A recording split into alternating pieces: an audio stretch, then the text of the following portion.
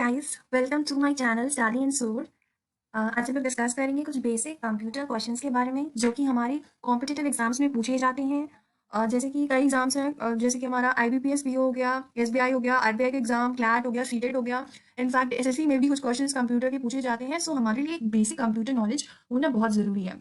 सो आज हम लोग बहुत ही इंपॉर्टेंट 15 क्वेश्चंस के बारे में डिस्कस करेंगे जो कि किसी ना किसी एग्जाम्स में डेफिनेटली आए हुए हैं प्रीवियस एग्जाम्स में। तो आप लोग उसको बहुत ही ध्यान से देखिएगा। डेफिनेटली आपको कोई नुकसान नहीं होने वाला है इस वीडियो से, आपको कोई ना कोई अच्छी नॉलेज मिल जाएगी। ठीक है, सो हम लोग स्टार्ट करते हैं। हमारा पहला क्वेश्चन है कि कौन सा ऐसा डिवाइस है जो बहुत ही ज्यादा डेटा स्टोर कर सकता है। तो ऑप्शन दी है floppy disk, CD ROM, hard disk and zip disk. तो हमारा आंसर क्या होगा? हमारा आंसर होगा हार्ड डिस्क। हार्ड डिस्क में हम लोग सबसे ज्यादा डेटा स्टोर कर सकते हैं। ठीक है, लाइक हमारा जो पेन ड्राइव वगैरह होता है उसमें भी एक लिमिट तक का डेटा हम लोग स्टोर कर सकते हैं, बट हार्ड डिस्क में हम लोग ज्यादा अमाउंट ऑफ डेटा स्टोर कर सकते हैं। ठीक है, नेक्स्ट क्वेश्चन देखा जाए। नेक्स्ट क्वेश्चन में पूछा है कि कौन सा यहाँ पे ऐसा कौन सा ऑप्शन है जो कि ऑपरेटिंग सिस्टम नहीं है। ठीक है, तो देखिए हम सबको पता है कि Linux, Unix, window XP, window 10 जो भी हमारी चीजें हैं वो हमारा ऑपरेटिंग सिस्टम है। बट हमारा एमएस ऑफिस क्या है? एमएस ऑफिस एक हमारा सॉफ्टवेयर है। एमएस ऑफिस एक सॉफ्टवेयर है, तो एमएस ऑफिस जो है हमारा वो ऑप्शन सही होगा क्योंकि ये ऑपरेटिंग सिस्टम नहीं है। नेक्स्ट क्वेश्चन ये कि आईसी चिप्स कौन से जनरेशन में यूज हुई थी? तो आईसी चिप्स होते क्या? आईसी चिप्स हमारे इंटीग्रेटेड चिप्स होते हैं। ठीक है, इंटीग्रेटेड चिप्स होते हैं और ये यूज हुए थे कौन से जनरेशन में? थर्ड जनरेशन में यूज हुए थे।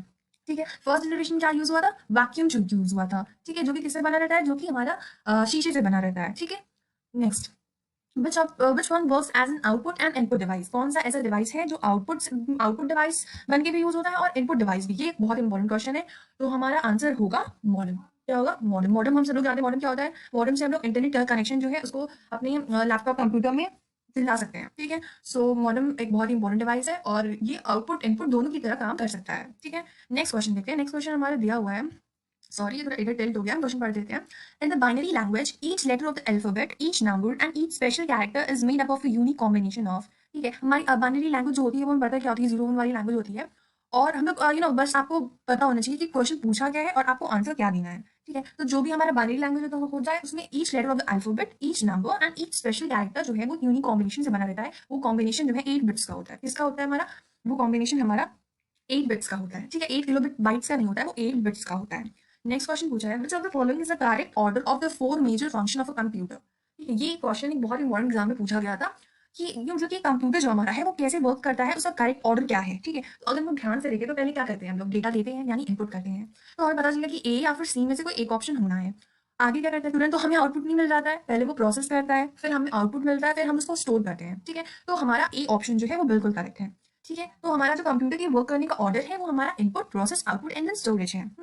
नेक्स्ट क्वेश्चन है कि लिनक्स किसका एग्जांपल है? तो अभी हम लोगों ने बात की कि लिनक्स क्या है? एक ऑपरेटिंग सिस्टम है। यूनिक्स क्या है? एक ऑपरेटिंग सिस्टम है। ठीक है, तो लिनक्स जो है वो ना तो सॉफ्टवेयर है, ना ही कोई एप्लीकेशन है, ना ही कोई ब्राउजर है। वो क्या है? एक ऑपरेटिंग सिस्टम है। ठीक है, ऑपरेटिंग सिस्टम। जैसे कि विंडो एक्सपी भी क्या है? ऑपरेटिंग सिस्टम है।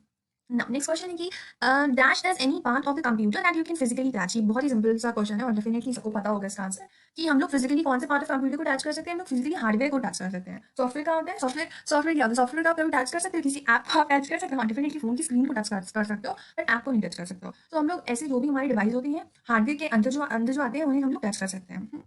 नेक्स्ट क्वेश्चन है कि the two broad categories of software are. ठीक है, तो सॉफ्टवेयर की दो ब्रॉड कैटेगरी कौन है, कौन कौन सी हैं? तो देखो पहला ऑप्शन तो बिल्कुल नहीं है, वर्ड प्रोसेसिंग एंड स्प्रेडशीट। ये बेसिकली एक्सेल के उसमें आता है। तो हमारा जो सेकंड ऑप्शन है सिस्टम एंड एप्लीकेशन। ठीक है, system software and application software, ये जो है ये दो ब्रॉड कैटेगरीज है सॉफ्टवेयर की, या कह सकते हैं कि दो टाइप ऑफ सॉफ्टवेयर होते हैं, टू टाइप्स ऑफ सॉफ्टवेयर होते हैं। एक हमारा होता है सिस्टम सॉफ्टवेयर और एक हमारा होता है एप्लीकेशन सॉफ्टवेयर। नेक्स्ट क्वेश्चन देखते हैं। Operating system is the most common type of dash software. Operating system क्या है भाई साहब? अभी हम लोगों ने पढ़ा क्या है कि हमें पता, देखो हमें पता है कि सॉफ्टवेयर के सिर्फ दो टाइप्स होते हैं, एक होता है हमारा सिस्टम सॉफ्टवेयर, एक होता है हमारा एप्लीकेशन सॉफ्टवेयर। ठीक है, तो ऑपरेटिंग सिस्टम जो है वो हमारे सिस्टम सॉफ्टवेयर का पार्ट है। इसका पार्ट है सिस्टम सॉफ्टवेयर का पार्ट है। ठीक है, next question, excuse me, next question पूछा है कि all of the following are example of input device except. ठीक है, हम लोग को इनपुट डिवाइस आउटपुट डिवाइस के बारे में सबको पता होगा। तो देखो यहाँ पे स्कैनर की बात किया है, माउस की बात किया है, कीबोर्ड की बात किया है और प्रिंटर की बात किया है।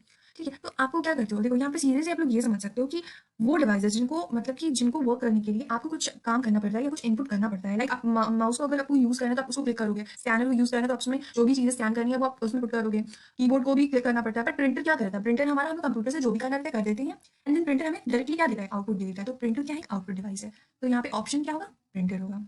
नेक्स्ट क्वेश्चन है कि computer use the language to process data. कौन सा लैंग्वेज यूज करता है किसी भी डेटा को प्रोसेस करने के लिए? तो हमारा कंप्यूटर कौन सी लैंग्वेज यूज करता है? बाइनरी लैंग्वेज को यूज करता है। और बाइनरी लैंग्वेज में कितनी बिट्स होती हैं? 8 बिट्स होती हैं। ठीक है, 8 बिट्स होती हैं, बाइट्स नहीं होती हैं। Next question, which of the following is an input device. अभी मैंने बताया कि इनपुट डिवाइस में क्या क्या चीजें होती हैं, तो आप लोग बताएं। देखिए, माउस में हम लोग इनपुट करते हैं, कीबोर्ड में भी इनपुट करते हैं, स्कैनर में इनपुट करते हैं। तो ये तीनों जो ऑप्शन है ये किसकी एग्जाम्पल है, इनपुट डिवाइस की एग्जाम्पल है। नेक्स्ट क्वेश्चन है कि choose the smallest memory size. सबसे स्मॉलेस्ट मेमोरी साइज क्या होती है। तो देखिए, इसमें बहुत ही ज्यादा कंफ्यूजन होते हैं कि केबी ज्यादा बड़ा है कि एमबी की, टीबी की, जीबी। ठीक है, तो मैं आपको बता दूं कि इन सारे चारों ऑप्शंस में से जो हमारा केबी है वो सबसे छोटा है। ठीक है, सबसे छोटा मेमोरी साइज होता है। नेक्स्ट क्वेश्चन है, which of the following is an example of non volatile memory. ठीक है, तो इसमें से जो हमारा नॉन वोलेटाइल मेमोरी है, देखो यहाँ पे अगर हम किसी कॉम्पिटेटिव एग्जाम्स में रैम का, रोम का भी हमारा फुल फॉर्म पूछ लेता है। ठीक है, तो हम आपको रैम का फुल फॉर्म बता देते हैं। रैम का फुल फॉर्म होता है रैंडम एक्सेस मेमोरी। ठीक है, और रोम का क्या होता है, रीड ओनली मेमोरी। एलएसआई का क्या होता है, एलएसआई का होता है लार्ज स्केल इंटीग्रेशन। क्या होता है, लार्ज स्केल इंटीग्रेशन। एंड बीएलएसआई का होता है वेरी लार्ज स्केल इंटीग्रेशन। ठीक है, अब यहाँ पे हम लोग से पूछा है कि इन सब में से कौन सा जो है नॉन वोलेटाइल मेमोरी का एग्जाम्पल है। तो नॉन वोलेटाइल मेमोरी का एग्जाम्पल है हमारा रीड ओनली मेमोरी। कौन सा है, रीड ओनली मेमोरी है हमारा क्या कहते हैं नॉन वोलेटाइल मेमोरी का एग्जाम्पल।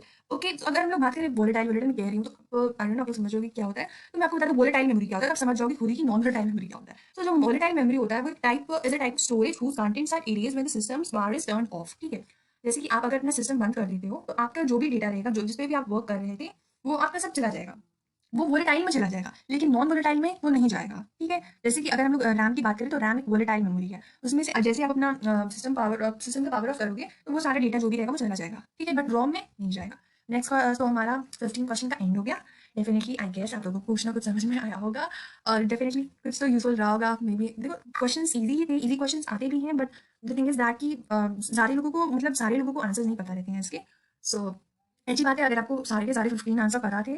एंड इट्स ओके अगर नहीं पता थी, अब पता चल गया, नेक्स्ट टाइम से आपको और अच्छे से पता चल जाएंगे। So all the best, keep preparing for all the exams and do well in life. Bye bye.